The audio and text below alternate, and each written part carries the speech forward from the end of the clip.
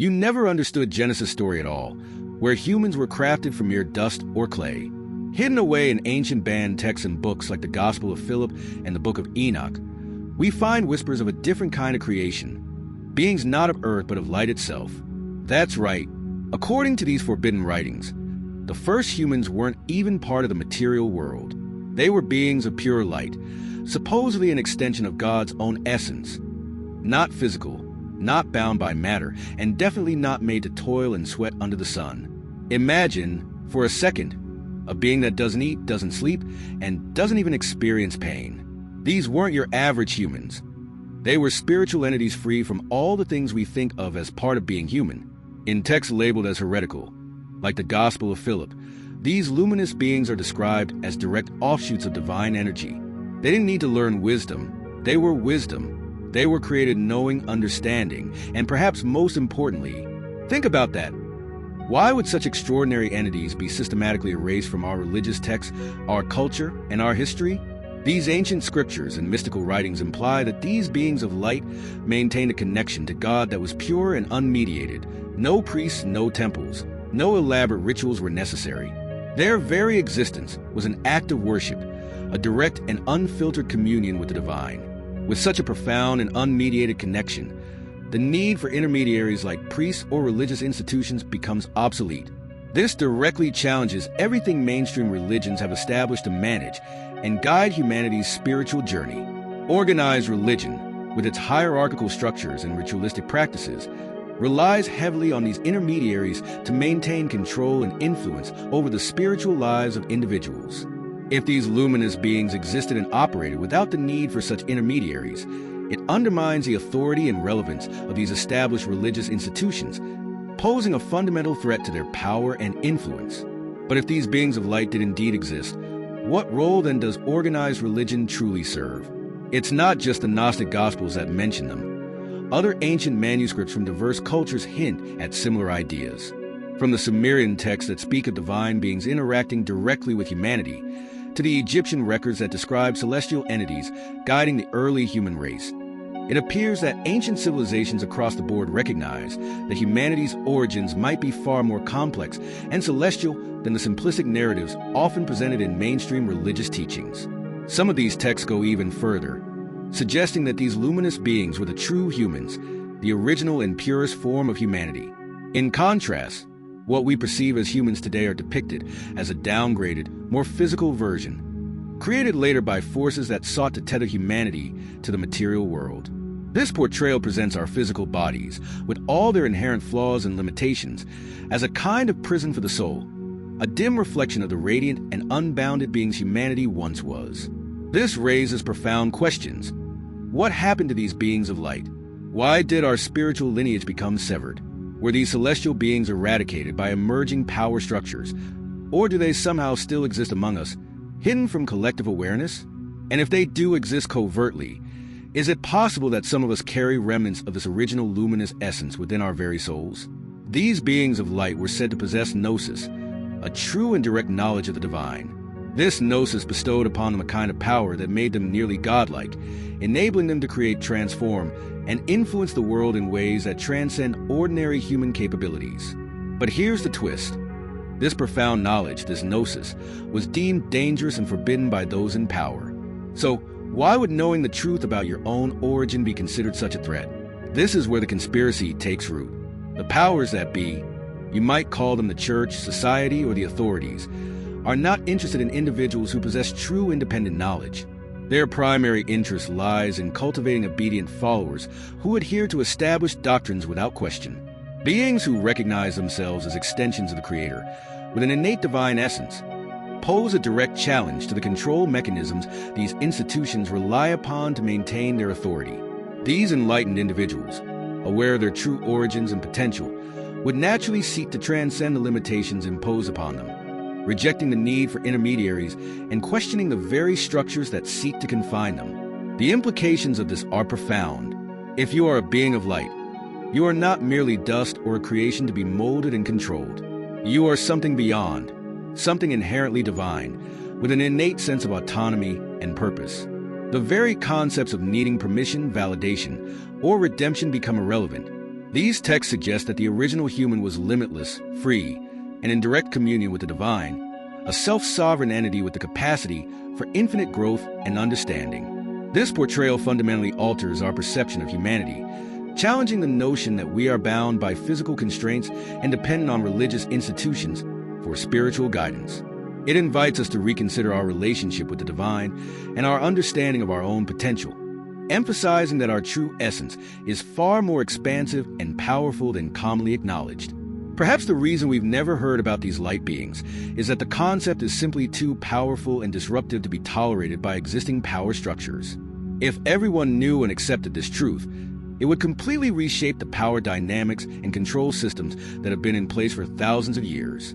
The established authorities, both religious and political, thrive on maintaining the status quo, ensuring that humanity remains in a state of controllable predictability, introducing a narrative where humans are not uniform, but are instead diverse beings with unique origins and essences would destabilize these systems, undermining their legitimacy and control. Now, get ready for the human type you're all too familiar with, but probably never saw in this light. In the pages of the mainstream Genesis, humanity is crafted from dirt and dust, molded by the hands of a creator to inhabit the physical world.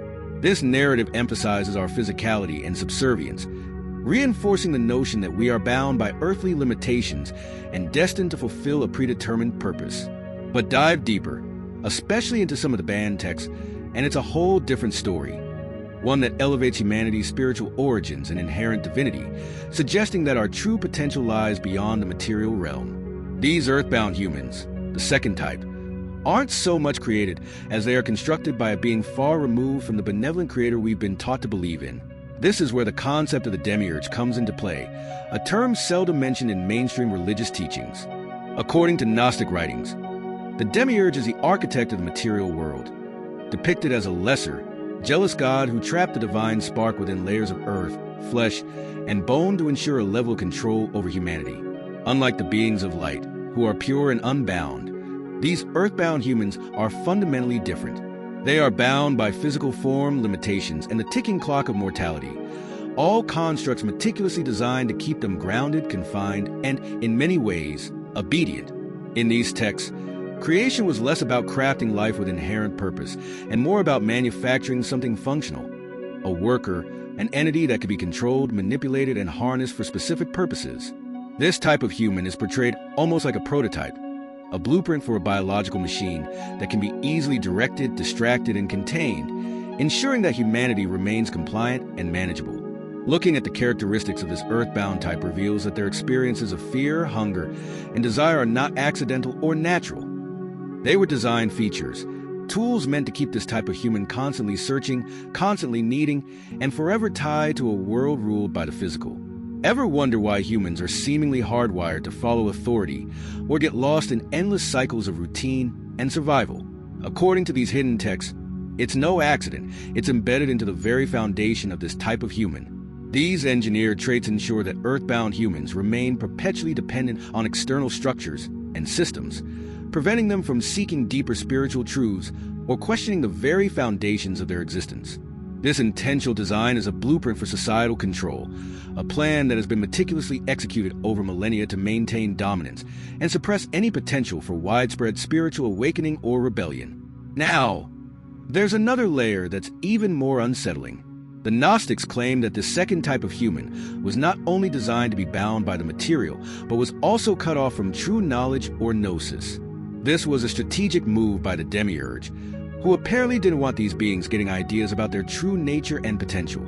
So, earthbound humans were deliberately engineered to rely on intermediaries, systems, leaders, and religions that dictated their beliefs, values, and understanding of the world. They were kept just in the dark enough to accept things as they were told, never realizing they were wired for a life of obedience and subservience.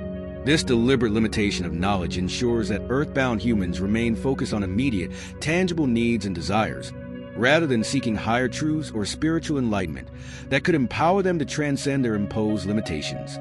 The Gnostics weren't just saying humanity was limited. They were asserting that it was intentionally limited. Picture it, a population engineered to be docile, to accept what's in front of them without questioning too much, and to trust in systems that promise salvation or order, but never actually deliver it. This controlled acceptance is not just a biological design, but a comprehensive blueprint for societal control, a plan that has been running for millennia. The earthbound human type is precisely what mainstream narratives push. The story we've all grown up with, the one where humans are inherently weak, need saving, and exist to serve some higher, often mysterious purpose. This narrative aligns perfectly with the objectives of those in power, ensuring that the population remains compliant and easy to manage without delving into the complexities and inherent potentials that could lead to widespread enlightenment and autonomy. But if this story was designed to keep us from finding out the truth about our origins, then what's the real reason behind it all?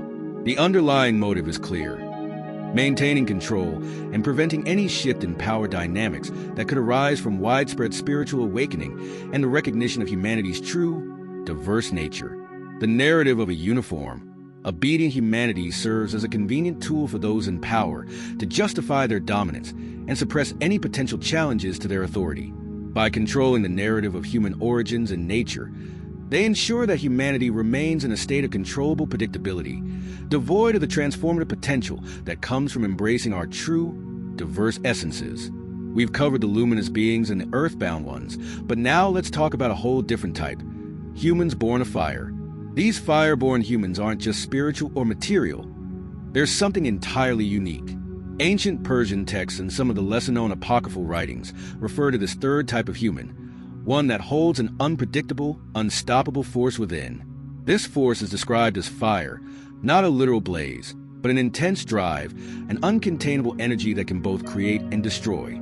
Unlike the beings of light, who are purely divine, and the earthbound humans, who are tethered to the material realm, fire-born humans embody a fusion of both. They carry an explosive mix of spiritual and physical elements, walking the fine line between enlightenment and chaos. These individuals are the rebels, the boundary pushers, the ones who can't sit still or be satisfied with the status quo answers. They are the visionaries, the revolutionaries, the ones who ignite transformative changes and challenge existing paradigms. Texts describe them as beings with a divine wrath and creative fury, entities who don't just accept reality, they actively reshape it. It's as if they've got an internal spark that drives them to disrupt, dismantle, and demand answers to the questions most people would rather ignore. This relentless drive makes them invaluable yet terrifying to those in power, as their actions can lead to both significant advancements and substantial upheavals. Now, here's where it gets really intense. Some of these ancient writings suggest that these fire-born humans were seen as dangerous, not to the universe or to creation, but to those in power. Because if you've got a group of humans who are both fearless and insatiably curious, they're a threat to any form of control. The demiurge and those who control the earthly realm fear the fireborn precisely because they cannot be easily suppressed, silenced, or confined. These individuals possess a drive that is constantly pushing them to break free from whatever system they're put in, challenging and disrupting established norms. Throughout history, we see echoes of these fireborn figures, individuals who seem like they were playing by different rules, who push society forward at any cost. They couldn't be controlled, no matter how hard the system tried. Some might call them troublemakers or radicals. But perhaps there is something else entirely. Remnants of this ancient fireborn lineage, carrying forward the same energy of creation and destruction in a world designed to restrain them. Their presence is a reminder of the inherent drive within humanity to seek freedom, innovation, and transformation, challenging the oppressive systems that seek to maintain control and prevent any shift towards a more enlightened and autonomous existence. We've all heard the line, history is written by the victors. But when it comes to ancient texts, especially those dealing with human origins and our purpose, it seems like history was rewritten, buried, or straight up erased by those with something to lose. The dominant narratives we inherit are often the ones crafted by those in power to maintain their control and suppress alternative understandings of our true nature. This brings us to what I'm calling the Neogenian doctrine, an ancient view about humanity that's been systematically erased over time. It's an ideology that divides humanity into these three distinct types: light, earth, and fire. But here's the thing. Knowledge of this doctrine poses a serious threat to religious and political institutions alike. Unlike mainstream doctrines that promote uniformity and obedience, the Neogenian doctrine celebrates the inherent diversity and unique potentials within each individual. It recognizes that some people are born with an innate divine essence, while others are engineered for control and conformity. This fundamental understanding would upend everything, dismantling the idea that every person should conform to the same mold, follow the same path, or adhere to the same set of beliefs and behaviors. Instead, it suggests a world where humanity is intrinsically complex, with different people holding different kinds of potential. Some purely spiritual, some earthly, and others just burning with transformative power. This type of message doesn't fit with systems built on control and conformity, which thrive on standardization and predictability to maintain their authority. Let's look at how these ancient powers operated. Texts that spoke of Neogenian ideas, that described humanity as multidimensional, were considered heretical and eradicated with purpose. The Nag Hammadi Library, the Dead Sea Scrolls. Even these texts barely escaped destruction, and they're just the fragments that survived. Think about that. How much have we actually lost? How many ideas were purged because they didn't fit the narrative of a uniform, obedient humanity?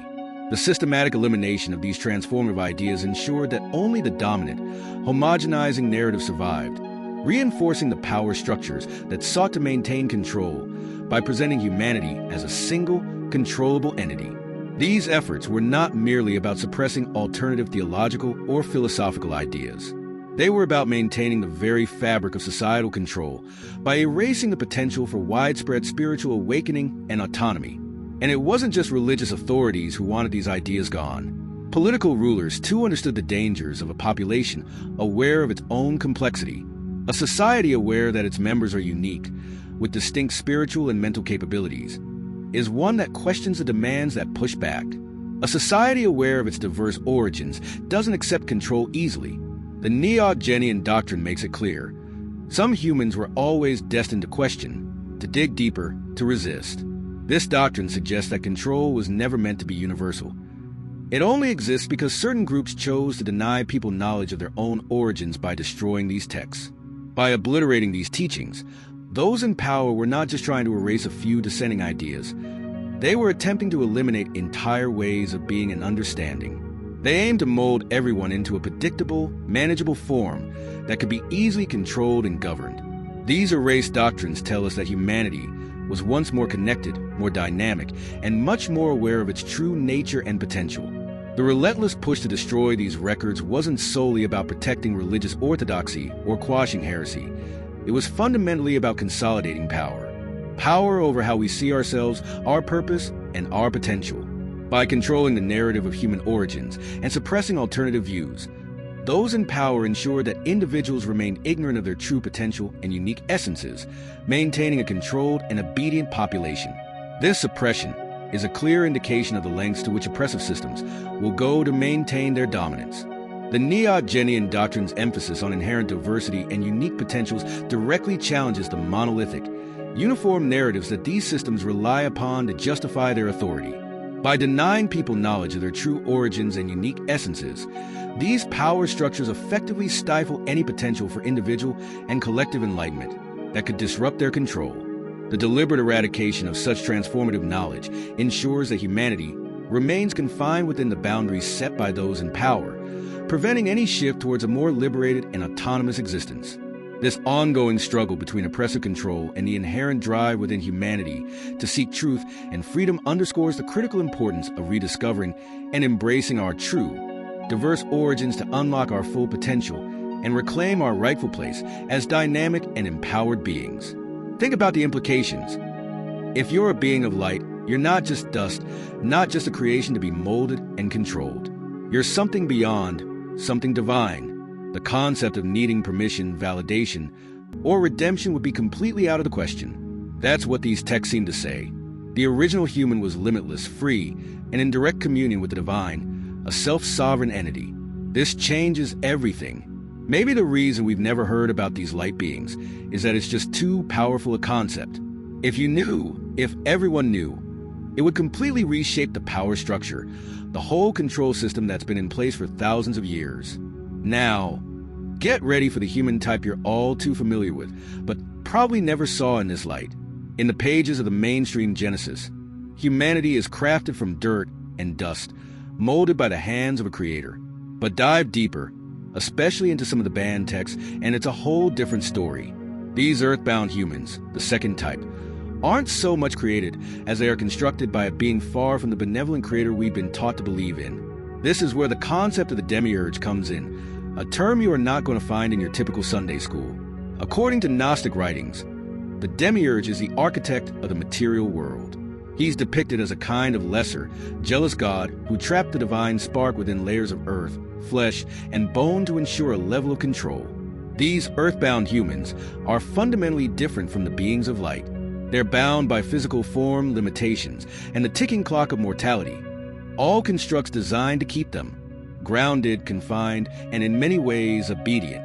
Here's the uncomfortable part. In these texts, creation was less about crafting life and more about manufacturing something functional, a worker, an entity that could be controlled, manipulated, and harnessed. This type of human is portrayed almost like a prototype, a blueprint for a biological machine that could be easily directed, distracted, and contained. Look at the characteristics of this earthbound type. They experience fear, hunger, and desire. These traits, seen as part of the human condition, aren't accidental. They were design features, tools meant to keep this type of human constantly searching, constantly needing, and forever tied to a world ruled by the physical. Ever wonder why humans are seemingly hardwired to follow authority or get lost in endless cycles of routine and survival? According to these hidden texts, it's no accident. It's embedded into the very foundation of this type of human. Now, there's another layer that's even more unsettling. The Gnostics claimed that this second type of human was not only designed to be bound by the material, but was also cut off from true knowledge or gnosis. This was a strategic move by the demiurge, who apparently didn't want these beings getting ideas about their true nature.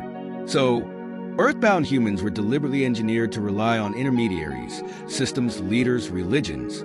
They were kept just in the dark enough to accept things as they were told, never realizing they were wired for a life of obedience. The Gnostics weren't just saying humanity was limited. They were saying it was intentionally limited. Picture it: a population engineered to be docile, to accept what's in front of them without questioning too much, and to trust in systems that promise salvation or order but never actually deliver it. Think about the implications of that. This isn't just a biological design. It's a blueprint for societal control, a plan that's been running for millennia. This earthbound human type is precisely what mainstream narratives push. It's the story we've all grown up with, the one where humans are weak, need saving, and exist to serve some higher, often mysterious purpose. But if this story was designed to keep us from finding out the truth about our origins, then what's the real reason behind it all? We've covered the luminous beings and the earthbound ones, but now let's talk about a whole different type: humans born of fire. These fire-born humans aren't just spiritual or material. There's something entirely unique. Ancient Persian texts and some of the lesser-known apocryphal writings refer to a third type of human, one that holds an unpredictable, unstoppable force within. This force is described as fire, not a literal blaze, but an intense drive, an uncontainable energy that can both create and destroy. This type doesn't fit neatly into any box. Unlike beings of light, they're not purely divine, and unlike earthbound humans, they're not entirely tied to the material world. Instead, they carry an explosive mix of both worlds, walking the line between enlightenment and chaos. These are the humans who rebel, who push boundaries, who can't sit still or be satisfied with the status quo answers. They're the visionaries, the revolutionaries, the ones who change everything. Texts describe them as beings with a divine wrath and creative fury, entities who don't just accept reality, they reshape it. It's like they've got an internal spark that drives them to disrupt, to dismantle, and to demand answers to the questions most people would rather ignore. Now, here's where it gets really intense. Some of these ancient writings suggest that these fire-born humans were seen as dangerous, not to the universe or to creation, but to those in power. Because if you've got a group of humans who are both fearless and insatiably curious, they're a threat to any form of control. The demiurge and those who control the earthly realm harbor a deep-seated fear of the fireborn, because these individuals cannot be easily suppressed, silenced, or confined. The fireborn embody a relentless spirit and an innate drive that continuously propels them to break free from any system or structure they find themselves in. Their personalities are marked by an unwavering refusal to settle for the status quo and a profound disinterest in conformity. This drive is not merely a superficial trait, but a fundamental aspect of their very being, pushing them to challenge and dismantle existing norms and authorities that seek to maintain control. Throughout history, we witness echoes of these remarkable figures, individuals who seem to operate by a different set of rules, who relentlessly push society forward, often at great personal cost. These individuals exhibit an extraordinary ability to resist control, remaining unmanageable despite the relentless efforts of various systems to impose order and obedience upon them. Some may dismiss them as mere troublemakers or radicals, labeling their actions as disruptive or rebellious without fully understanding the deeper forces at play. However, it is plausible to consider that these individuals are not just ordinary rebels, but rather remnants of an ancient fireborn lineage, carrying forward the same potent energy of creation and destruction that defined their ancestors. This lineage imparts them with a unique capacity to inspire and enact profound change in a world meticulously designed to restrain such transformative forces. We've all heard the adage that history is written by the victors, but when we delve into ancient texts, particularly those that explore human origins and our true purpose, it becomes evident that history has been systematically rewritten, buried, or outright erased by those who have something significant to lose. This deliberate alteration of historical narratives serves to protect the interests and maintain the dominance of current power structures by suppressing alternative understandings of humanity's true nature. This brings us to what I'm referring to as the Neogenian doctrine, an ancient and profound view of humanity that has been systematically eradicated over time. This doctrine presents an ideology that categorizes humanity into three distinct types: light, earth, and fire.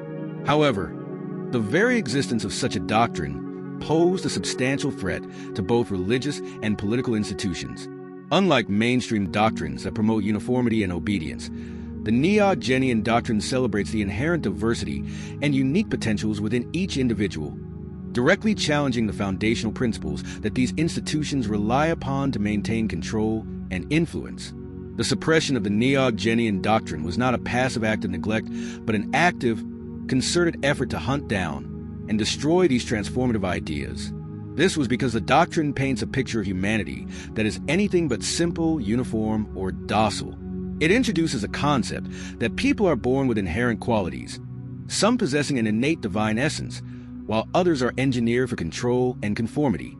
Such a perspective would fundamentally upend the established order by dismantling the notion that every person should conform to the same mold, follow a predetermined path, or adhere to a standardized set of beliefs and behaviors. Instead, the doctrine suggests a world where humanity is intrinsically complex, with different individuals holding varying types of potential. Some are purely spiritual beings, others are grounded in the earthly realm, and still, others burn with transformative power, driving innovation and change. This message of inherent diversity and unique potential is fundamentally incompatible with systems built on control and conformity, which thrive on standardization and predictability to maintain their authority. To understand the extent of this suppression, we must examine how these ancient powers operated. Texts that conveyed Neogenian ideas, describing humanity as multidimensional and inherently diverse, were swiftly deemed heretical and purposefully eradicated. Even significant repositories of ancient knowledge, such as the Nag Hammadi Library and the Dead Sea Scrolls, barely escaped complete destruction, leaving only fragmented remnants that hint at the profound teachings they once contained. This raises a critical question. How much knowledge have we truly lost? How many revolutionary ideas were purged because they did not fit the prevailing narrative of a uniform, obedient humanity? The systematic elimination of these ideas ensured that only the dominant, homogenizing narrative survived, reinforcing the power structures that sought to maintain control by presenting humanity as a single, controllable entity. Moreover, the effort to eradicate these teachings was not solely the domain of religious authorities. Political rulers and secular power brokers also recognized the inherent dangers posed by a population that was aware of its own complexity and diversity. A society where its members are cognizant of their unique spiritual and mental capabilities is inherently more likely to question imposed demands, resist manipulation, and seek autonomy. Such a society would be less willing to accept control without scrutiny, challenging the very foundations upon which these power structures are built. The Neogenian doctrine makes it clear that some humans were always destined to question, to seek deeper truths, and to resist oppressive systems. This doctrine suggests that the pervasive control seen throughout history was never meant to be absolute or universal. Rather, it exists because certain groups chose to deny people knowledge of their own origins by destroying these transformative texts. By obliterating these texts, those in power were not merely attempting to erase a few dissenting ideas. They were striving to eliminate entire ways of being and understanding. The objective was to mold humanity into a predictable, manageable form that could be easily controlled and governed. These erased doctrines indicate that humanity was once more connected, dynamic, and acutely aware of its true nature and potential. The relentless push to destroy these records was not merely about protecting religious orthodoxy or quashing heresy. It was fundamentally about consolidating power. It was about exerting control over how individuals perceive themselves, their purpose, and their inherent potential. By maintaining this control, those in power ensured that humanity remained in a state of obedience and conformity, preventing any collective awakening or realization of true capabilities that could threaten their dominance. The Neogenian doctrine suppression underscores the lengths to which oppressive systems will go to maintain their authority, highlighting the ongoing struggle between individual autonomy and institutional control. Here's a concept that shakes the foundation of what we think we know about our world: the demiurge. This isn't some benevolent creator looking out for humanity. In ancient Gnostic teachings, the demiurge is the entity who designed the physical realm, but not out of love or wisdom. This figure is more like a jailer, building a material prison intended to keep us trapped, distracted, and completely oblivious to the greater truths beyond. According to these banned texts, the whole world, the rules, the suffering, the endless cycles of fear and desire, is the demiurge's masterpiece. He didn't create it to empower us. He created it to hold us down. And he's not alone. The demiurge supposedly has a set of helpers, archons, entities whose sole purpose is to keep humanity in line, to stop us from looking beyond the physical and discovering the truth about our origins and our potential. Think about how this plays out in the daily grind of life. Everything around us, the systems, the distractions, even the limitations we're taught to accept, serves to reinforce the idea that we're nothing more than physical beings.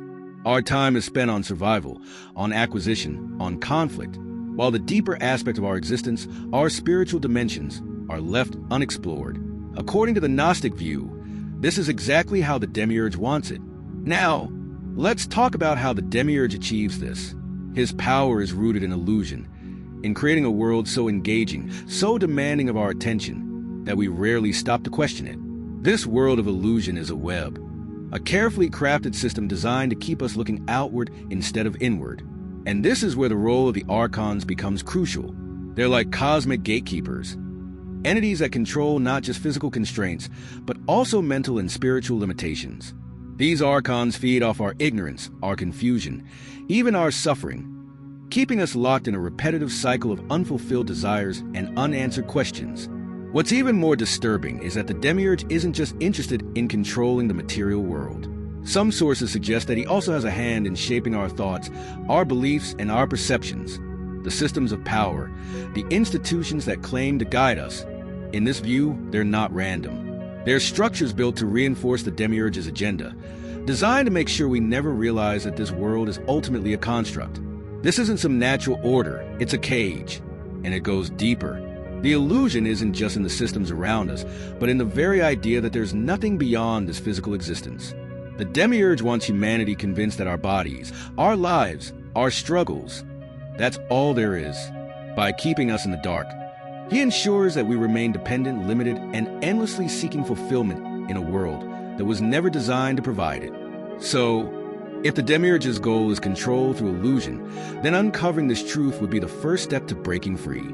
It raises a question: what would happen if humanity woke up to the fact that everything we're experiencing, everything we're told to value, might just be part of a massive cosmic con?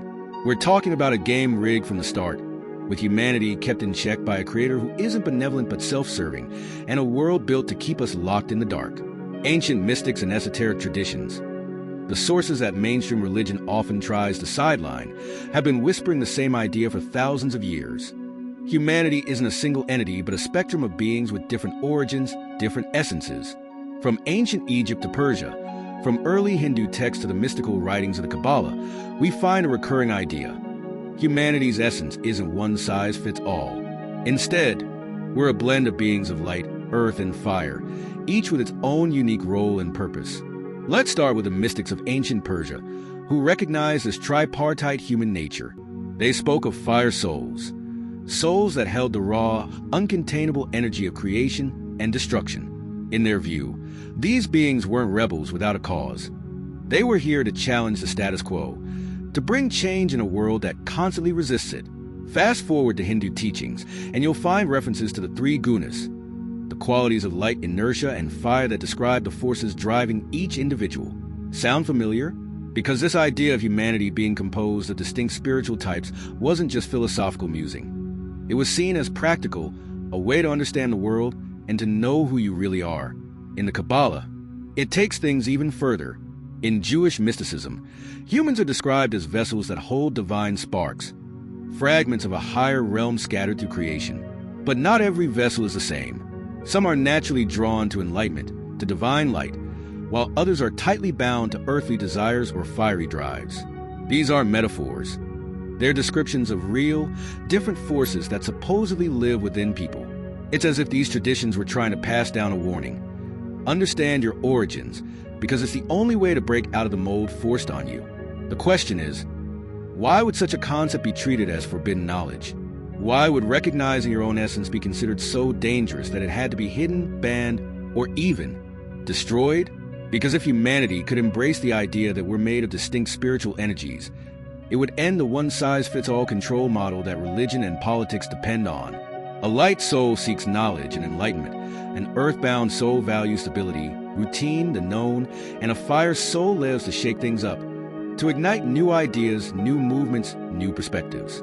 Now, imagine if these souls knew who they were. What do you think would happen? This understanding, passed down by mystics and hidden away in secret teachings, threatened every system designed to treat humanity as a single controllable entity. The ancient Egyptian priests, the Sufi mystics, the alchemists of medieval Europe. They weren't just hiding in their scrolls and symbols for fun. They knew they were protecting knowledge that, if made public, would destabilize entire structures built on the idea of a unified, predictable humanity. The very existence of these teachings and esoteric tradition suggests that those who understood the real nature of humanity were forced underground. They became the secret keepers, the ones who couldn't speak openly without facing severe consequences. And if their knowledge is as real as these ancient writings claim, then what they were hiding isn't just about spiritual insight. It's a blueprint for understanding human potential, a guide to realizing who you are beyond the limits set by society. This knowledge didn't disappear. It survived, hidden in symbols, encoded writings, whispered teachings, passed down for those willing to listen. And if the mystics were right, then this lost understanding could be the key to breaking out of a cycle humanity's been trapped in for thousands of years. The system might have buried the truth, but it never quite killed it. So here we are. We've covered light beings, earthbound humans, and fireborn rebels, and how these ancient texts lay out a blueprint for understanding humanity's true hidden potential. But let's face it, the fact that this knowledge was banned, buried, and demonized tells us something crucial. It matters. It mattered enough to hide it. It mattered enough to destroy it. And it matters enough today to reconsider everything we think we know about ourselves. Here's the deal. If we accept the idea that humanity is made up of different types with different origins, we're not just looking at an ancient theory. We're looking at a new way of seeing ourselves. Think about it. Each of these types represents a potential, a drive, a calling. Some of us are drawn to knowledge, to spirit, spirituality, to the mysteries of existence. Others find purpose in grounding, in the tangible, in the here and now. And then there are those who feel an urge to change the world, to create, or even to disrupt. These aren't random personality quirks. They're deep, ancient archetypes, hidden in our DNA, our very soul. If we recognize and embrace this truth, it means we're breaking out of the mold imposed on us. We are freeing ourselves from a system designed to confine, control, and restrict. And let's be real, that's exactly what a lot of these banned texts were warning us about. They weren't just teaching us metaphysical ideas. They were shouting at us, trying to get us to remember who we are and what we're capable of. But somewhere along the line, we stopped listening. The potential of these three origins isn't just to explain our past. It's to unleash our future. Because if humanity understood itself on this level, if we knew which ancient origin we were connected to, if we respected those differences, embraced them, and worked with them instead of trying to shove everyone into the same box, can you even imagine the kind of society that would create? A world where people are living authentically, Not because they're following a script, but because they're tuned into who they truly are. That's the world these hidden teachings dared us to imagine. A world where humanity isn't living in ignorance or fear, but in full awareness of its origins and purpose. And honestly, that's why these ideas were shut down, silenced, and deemed dangerous. Because a humanity that knows itself, that recognizes its own power, doesn't need the chains of control.